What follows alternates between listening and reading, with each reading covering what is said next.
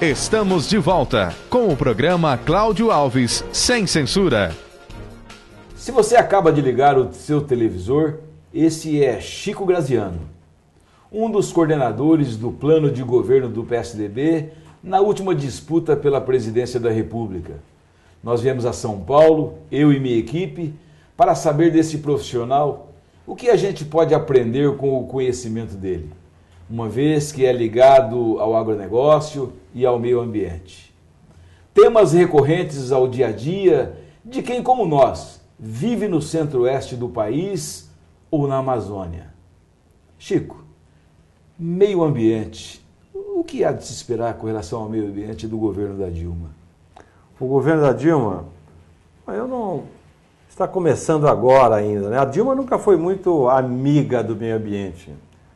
Foi a encrenca com a Dilma que fez a Marina Silva deixar o governo e depois se lançar à candidatura presidencial da Marina Silva pelo Partido Verde, né?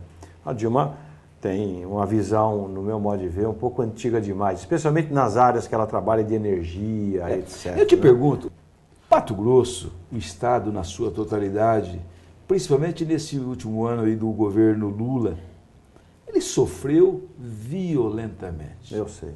O valor da pessoa humana foi a zero.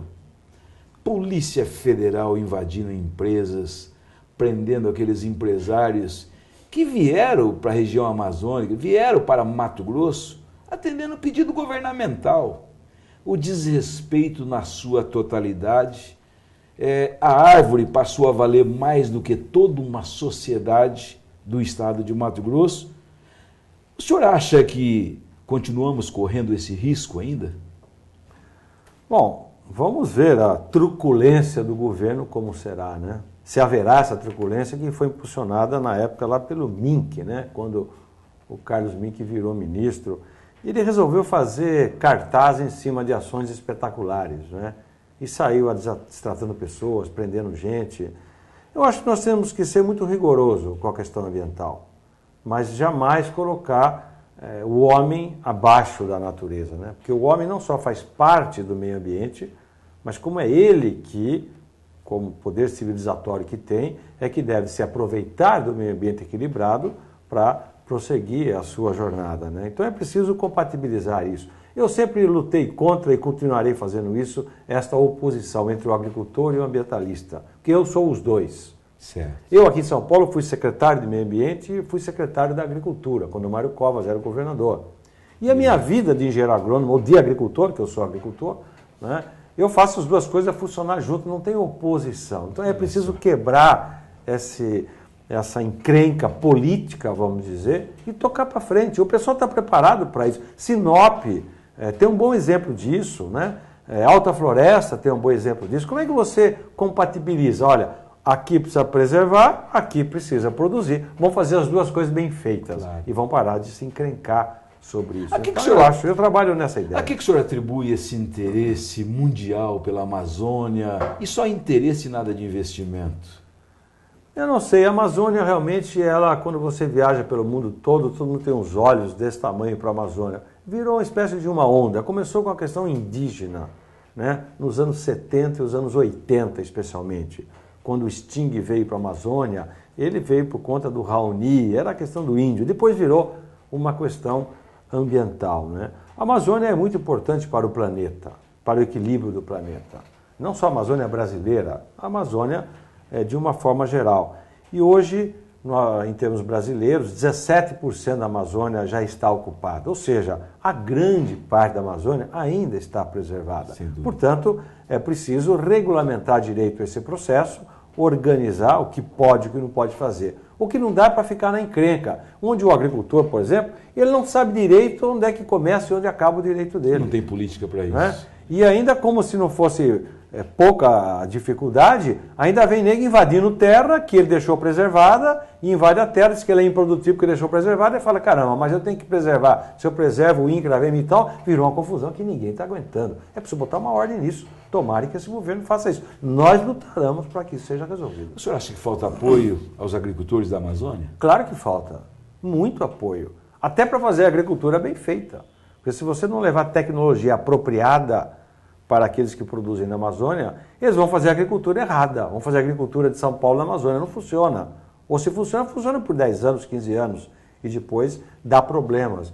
Então é preciso investir em pesquisa, desenvolver tecnologias adaptadas, assim como o plantio direto foi desenvolvido para o Cerrado brasileiro, é preciso saber produzir na Amazônia, especialmente a Amazônia da floresta mesmo, não essa zona de transição que pega boa parte do Mato Grosso, etc. Ficou a floresta amazônica mesmo. Boa parte dessa floresta amazônica jamais será ocupada, não tem condições de fazer isso. A né? população mundial cresce assustadoramente, a do Brasil também. Cresce. Como é que nós vamos compatibilizar o não aumento de área de plantio? O senhor acha que a tecnologia vai suprir isso aí até quando? Não, os estudiosos dessa matéria, entre os quais eu me incluo, nós prevemos os dois fenômenos vão acontecer. Vai continuar acontecendo elevação de produtividade, onde está ocupado, e novas áreas serão incorporadas ao processo produtivo, inevitavelmente. Isso acontecerá no Brasil, acontecerá na África, especialmente, e em algumas outras regiões, especialmente dos países da América Latina. Na Europa não tem mais nada para ocupar, nos Estados Unidos também não, na China também não. Né? E na Rússia, em algumas partes da Ucrânia, etc. De tal forma que haverá sim necessidade de expandir. Só que expandir com calma, né? Não assodadamente. Né? Chega de botar correntão, lembra aquela época? Claro. Um tratorzão aqui, outro lado, derrubando tudo. Obviamente, isso, quem pensa que vai fazer isso, não vai. Isso é época passada, isso é anos 70, anos 80. Agora tem que fazer de outra forma, mas vai ter que ocupar. A tecnologia está atenta a isso, na opinião do senhor? A tecnologia está evoluindo. Né? Hoje a população mundial é de 6 bilhões e meio de pessoas. Alguns supõem que em 2050 a população vai se estabilizar em 9 bilhões de pessoas. Então, porque a taxa de crescimento da população ela está decrescente, no Brasil também. A população total ainda aumenta, mas num ritmo menor do que aumentava quando eu nasci ou quando meus filhos nasceram. Então a população deverá se estabilizar em 9 bilhões de pessoas. Este é o mundo que nós precisamos pensar a partir de 2050. E como que o Brasil e o Mato Grosso estarão em 2050, é como eu, que sou um pensador, eu gosto de ser dinheiro. Nós temos que ver isto, né? Olhar um pouco mais para frente dos nossos problemas localizados. Né? A classe política dominante do Brasil está preparado para tudo isso? Deus ajude que estivesse, né, Cláudio? Mas, infelizmente, a classe política nossa é muito imediatista, né? Para não dizer que pensa muito no próprio bolso e não no país, né? Mas nós temos que chegar lá. Os outros países fizeram isso, as democracias dos outros países são fortes. A nossa democracia é muito jovem, tem 25 anos. Verdade. Né? Nos Estados Unidos tem eleições e entra oposição, sai situação, isso, aquilo, há 200 anos. É verdade. Na Europa, 200 anos. Nós temos aqui, depois da ditadura, 25 anos de democracia. Então, vamos dizer, nós somos jovenzinhos demais em democracia. Mas eu vou repetir o que eu disse no começo. A única forma de você melhorar a política é você participando dela e não ficando fora. Senão piora. Eu me imaginava, nessa campanha eleitoral, fez eu meditar com relação à própria Alemanha, onde as pessoas, antes do exercício do voto, nem conhecem o candidato. Mas eles passam na sua zona eleitoral e olham lá a proposta melhor de governo.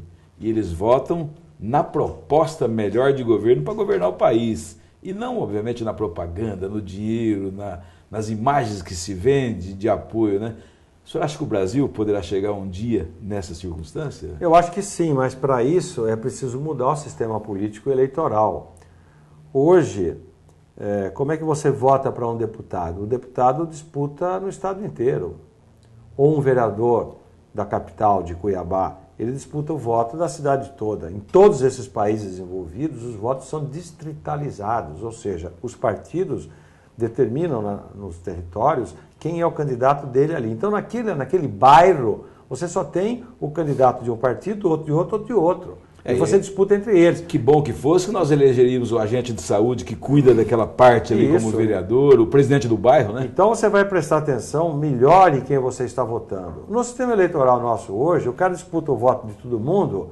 Então você está aqui com a sua turma, você aqui de Sinop, né? Coitado do Nilson estava lá, vem cara lá de não sei de onde arrancar voto daqui. É verdade. E se vem com dinheiro, leva mesmo. né? Leva E você nem sempre tem dinheiro, então você fica ali na sua ideia, no seu programa. Olha, gente, vocês me conhecem, eu sou daqui. Aparece um comprador de voto, não é assim que chama? É verdade. E leva o voto. É real. Então, é preciso mudar esse sistema eleitoral para fortalecer os programas dos partidos.